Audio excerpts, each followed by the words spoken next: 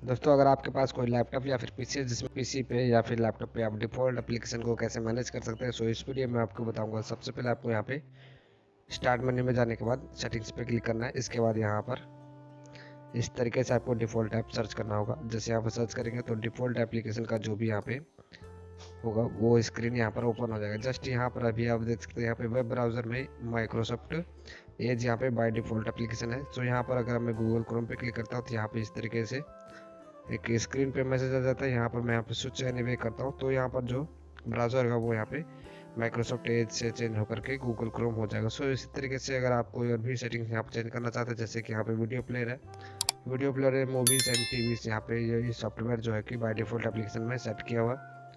सो इसी तरीके से आप यहाँ पर चेंज कर सकते हैं। इसके अलावा यहाँ पे choose default app by file type, इस पर क्लिक करेंगे तो आप अलग अलग फाइल्स के लिए अलग अलग एप्लीकेशन को सिलेक्ट कर सकते हैं। जैसे यहाँ पे मैंने क्लिक किया, सो यहाँ पर अभी आप देख सकते हैं जैसे कि आपका यहाँ पे विनर फाइल हो गया या फिर Z2 या फिर जेब फाइल हो गया। इसी तरीके से आप अलग अलग फाइल्स के लिए अलग अलग एप्लीकेशन को सिलेक्ट कर सकते हैं।